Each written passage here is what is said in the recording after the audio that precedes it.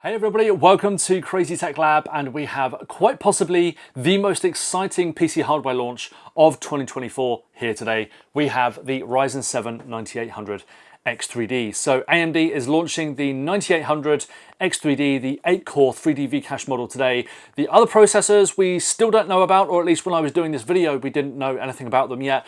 We are presuming that the 16 and 12 core parts are on their way as well, but when they're going to be released, we don't really know. It could be CES, could be earlier, CES being in January, of course. But today we are focusing on this bad boy here, and it's been a pretty disappointing year for processors, hasn't it? So the Core Ultra series from Intel, Arrow Lake, pretty disappointing, inconsistent performance pretty much across the board, even if we did see much better power consumption figures. The Ryzen 9000 series, the Zen 5 parts, not really offering that much benefit over their predecessors, although we did get a handy Windows update, which kind of increased the speed a little bit of pretty much everything going back to the Ryzen 5000 series. So now this one is a bit of a different one because I had my concerns about the 9800 X3D and indeed the other 3D V-Cache parts for a while, for the simple reason because the Ryzen 9000 series, as I just mentioned, didn't really offer that much benefit over the 7000 series. And until very recently, as in the last few days, and you guys might have seen some of the rumors out there, we didn't think that anything was different about the CPU that we've got here either, other than the Zen 5 architecture. So if the 7900X isn't that much slower than the 9700X, then why would the 9800 X3D be significantly faster than the 7800 X3D? So Zen 4 versus Zen 5, not usually that big of a difference, right? But thankfully, AMD has pulled a rabbit out of its hat.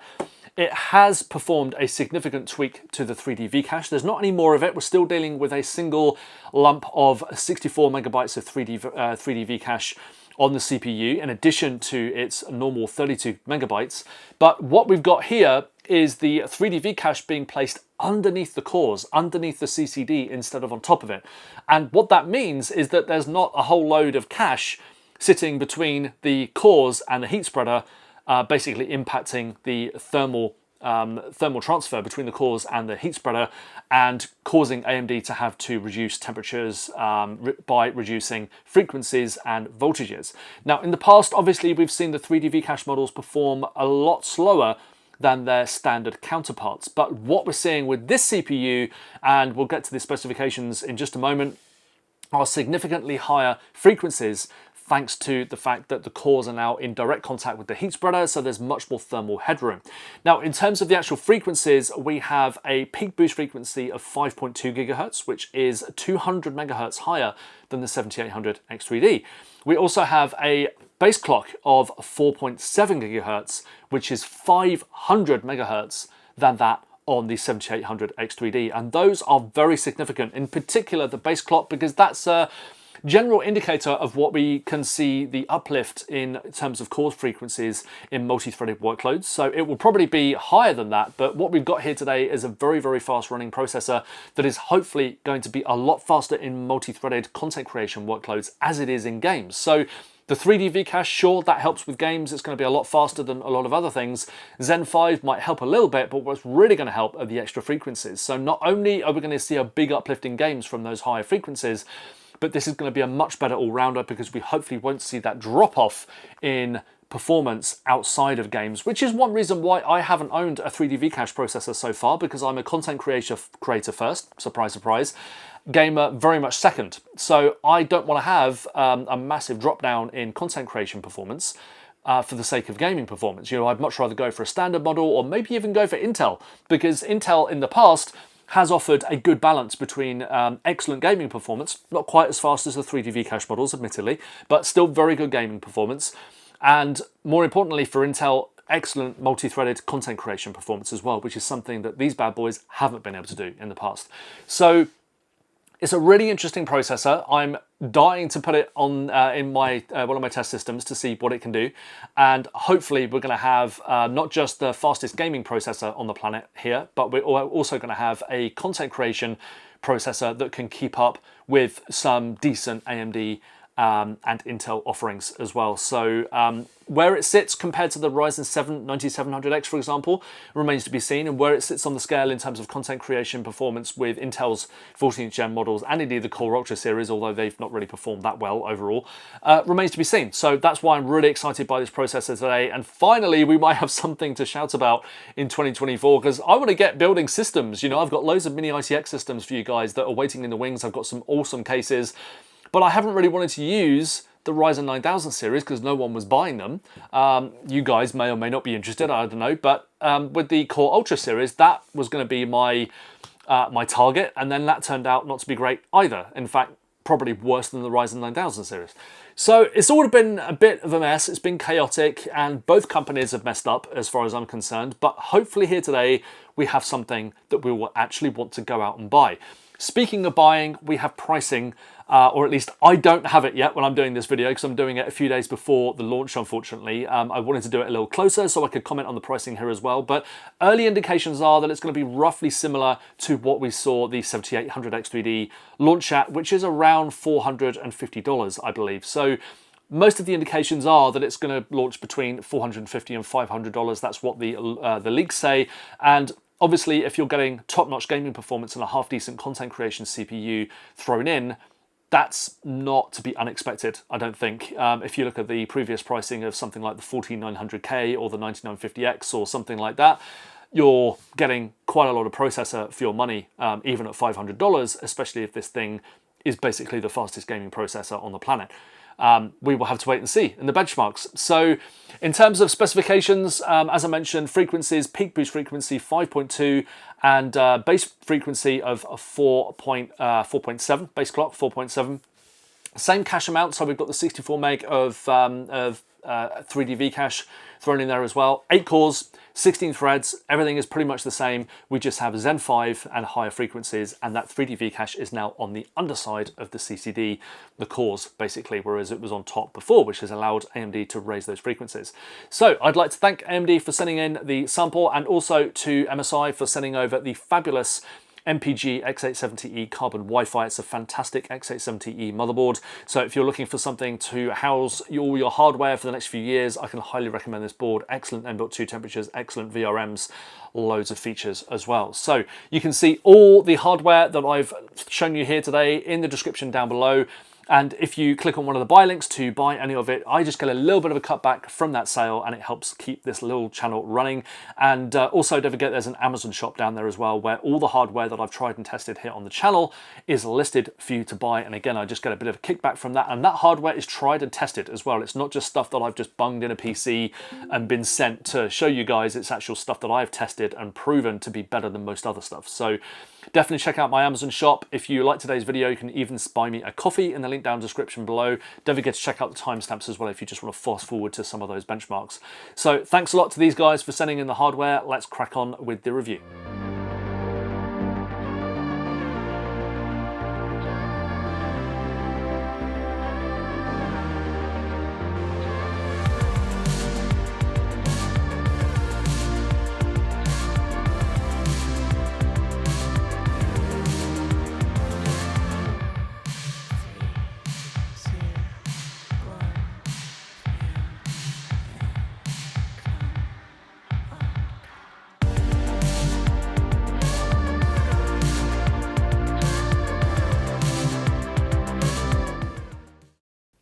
So to start with, my test gear includes a Palette RTX 4090 graphics card. My whole system is water-cooled, obviously including the CPU, and we are using 32GB of DDR6000 AMD Expo memory.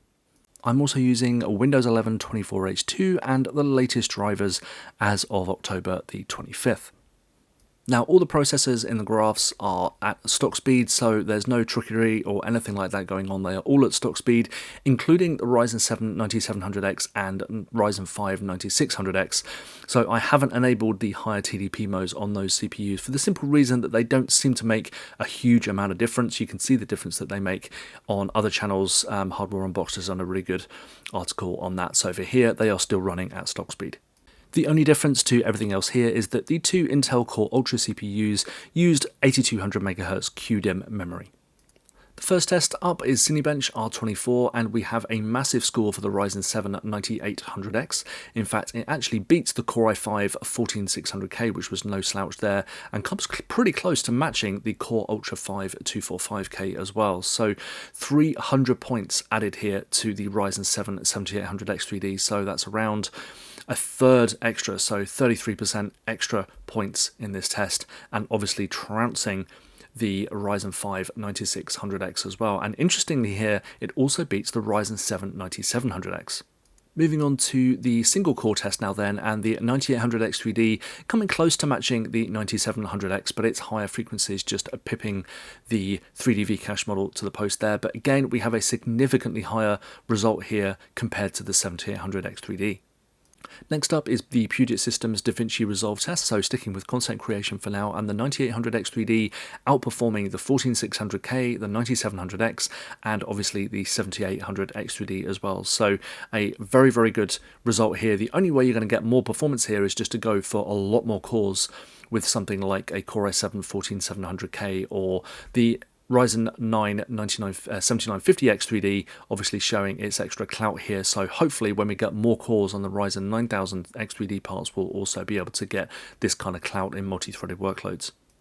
Moving on to Handbrake, and we had a pretty good result again for the Ryzen 7 9800 X3D, sitting at 205 seconds to complete the task, which is again ahead of the Ryzen 7 9700X. And here the Core i5 14600K does manage to beat it, as does the Core Ultra 5 245K. In the Puget Systems Photoshop test, it just really seems to favour AMD's latest architectures, so we had some pretty high scores even with the Ryzen 5 9600X, so it's no surprise to see the Ryzen 7 9800 X3D sitting close to the top of the graph here, so excellent Photoshop performance, and we have seen really good image editing performance from 3D Vcache processors in the past as well. Something I use a lot is Adobe Premiere Pro, and here we have a reasonable result for the Ryzen 7 9800 X3D. It actually beats the Core i5 14600K and pretty much matches the Ryzen 7 9700X as well, so you're not really losing anything at all compared to the standard 8-core model here. Sticking with the photo editing theme, and we have the combined Photoshop and Lightroom UL Procyon benchmark test, and here again we have a pretty good result for the Ryzen 7 9800 X3D. It's only a few hundred points south of where the Ryzen 7 9700X sits, roughly in between it and the Ryzen 7 7800 X3D, so it's a pretty good result here, even managing to better the Core i9 14900K in this test. Moving on to the power consumption, and we had some pretty high figures for the Ryzen 7 9800 X3D, which is to be expected because AMD has pushed the frequencies much higher than they have in the past on 3D Vcache processors. So a little bit surprising to see it matching the Ryzen 9 7950 X3D, but that's just the that processor was known to be pretty efficient. And we also have the Ryzen 7 9700X at 185 watts, so about 80 watts more for the 3D Vcache processor. Moving on to our game test now then, and we have Assassin's Creed Mirage Ultra settings at 1080p and 1440p up first, and unsurprisingly we have the 9800 X3D at the top with a significantly higher minimum 99 percentile at both 1080p and 1440p. Not much of a difference on the average frame rate, and the Ryzen 9 7950 X3D giving it a run for its money at 1440p, but definitely some benefits here in frame rates, and only really the other 3D Vcache processors managing to come anywhere near it. The Core i9 14900K in a very distant fourth place down there with a significant drop in both minimum and average frame rates. Next up is Counter-Strike 2 at 1080p and 1440p at very high settings, so a very easy game to run, very high frame rates with the RTX 4090 that we were using, and again we've got a pretty good uplift compared to the Ryzen 7 9700X. Not massive over the Ryzen 7 7800X 3D, but obviously fairly significant, moving from 211 frames per second to 236 on the minimum 99 percentile, and the average frame rate increasing by around 40 frames per second as well. And over to the 1440p graph, and it's a similar uplift. You go from 210 frames per second to 234, and just a small uplift on the average frame rate. But obviously these 3D V-Cache processors way up the graphs, and the Ryzen 7 9800X3D sitting right at the top of them. Next up, we have Cyberpunk 2077, and we have DLSS enabled in this game because generally it's a pretty tough game to run, especially for the lower end processors, but it was interesting to see the different results with DLSS enabled. And again, no surprises here. We have the Ryzen 7 9800X3D sitting right at the top of the graph with a huge uplift over the Ryzen 7 7800X3D, especially on the average frame rate, adding 25 frames per second there, and a 9 frames per second uplift over the minimum 99th percentile as well. So obviously a huge amount faster than anything that Intel has. The Core Ultra processors really struggling in this game. I don't know whether it's just lack of optimization or something, but really struggling. So it's a very poor showing for Intel here. And AMD just showing what can be done with its 3D V-Cache processors. The Ryzen 7 9800X3D, very impressive. Moving on to 1440p, and there's a slight bunching of the results at the top end of the graph, just because this game at this resolution is very taxing on the GPU, so it's more a GPU limited scenario here rather than at 1080p, so that's why the results are bunched. And we do, however, get a slightly higher average frame rate with the 9800X3D coming top there, but with the 7950X3D just pepping it to the post by 1 frames per second on the minimum 99th percentile. Our final game test is Microsoft Flight Simulator 2020, so we've obviously got the new version of this game coming out very soon. Not sure whether I'll continue to benchmark Flight Simulator just because it's a pain to download and you have to keep it updated all the time. There's loads of updates that keep on rolling out. Just makes benchmarking it and keeping consistent results very hard, but we'll see.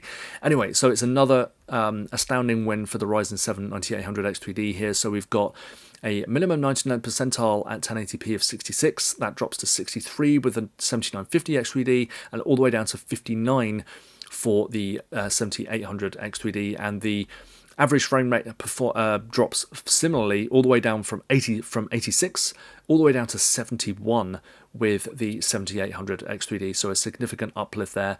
And moving over to 1440p, again, slight bunching at the top there because the game starts to become more GPU dependent, but we're still seeing the 9800X3D outperforming everything else in the graph by a long way in percentage terms, and a significant way ahead of the Ryzen 7 7800X3D. So, what do we make of the Ryzen 7 9800X3D then? Well, as I said earlier in the video, we finally have something to shout about in 2024. We haven't really had anything by way of graphics cards. We've had 2 processor launches, well, 3 actual embargoes to meet, and all of them have fallen flat, and probably the worst processor launches that we've seen from either company for quite a long time. So it's not been a great year, but just in time for Christmas, this thing pops up and really delivers. So we've got much higher content creation performance, which is something that I definitely was hoping for because it's the reason why I haven't invested in a 3D V-Cache model so far.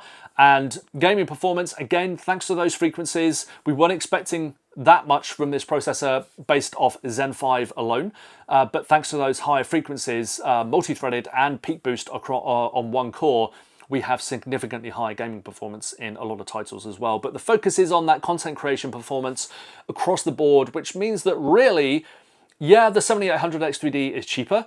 It probably won't be that much cheaper, and given how crazy the sales are for that thing right now, selling out of stock everywhere and the price going crazy because of previous launches being very disappointing. But really, if you want the fastest out there and you want something that's much better all round, this is a much better package than the 7800X3D. So the 7800X3D, much slower in content creation. So if you need an all-rounder, you're a content creator first and gamer second, or you're just an even match of the two, this is a better deal than the 7800X3D. So I'd imagine that even if there's $100, $150 between the two, up to that point, it's probably still worth going for the 9800X3D thanks to the extra gaming performance and that content creation performance. If it's less than that, then yeah, definitely go for this one. If it's $200 or more, hopefully it won't be that crazy, then the 7800X3D starts to make a bit more sense, possibly even after $150 difference, because that's still quite a bit of money to have a difference between two processors. So a lot is going to remain to be seen up until the launch and after it, how this processor and the 7800X3D kind of settle down in pricing. We're not really considering any other Ryzen 9000 series CPUs. We're not considering the Intel Core Ultra series. So it's pretty much between this thing and its predecessor and maybe a 14th gen CPU if you still have one of the older motherboards from Intel and you're maybe looking to upgrade from a 12th gen CPU or something. That could still potentially be worth doing, especially if you're using DDR4 memory, because this thing's DDR5 only. So excellent performance all round, pretty good power consumption as well compared to similarly performing processors. And it's a shame I don't have the pricing for you today, but as I mentioned, I did put it earlier in the video, hopefully, if I found out before this video went live and I was able to add something in. So that's it from me today. Thanks to AMD and MSI for sending over the hardware again. It's been a great launch finally, and hopefully the other higher core count models won't be too far behind either. I'll be reporting here as when I hear anything about those, and we'll be obviously reviewing them here on the channel as soon as they arrive as well. So if you need more content creation and multi-threaded performance, or you just need the fastest, baddest processors out there, then hopefully Intel's X3D models with 12 and 16 cores might deliver. So thanks to you guys for watching again. Don't forget to like and comment on this video. Just helps punch me through the algorithm, gets me noticed. And also don't forget to subscribe to my channel and show your support by turning on that notification icon as well, so you are notified when I upload new videos. That's it from me today. Thanks for watching, and we'll be back very soon.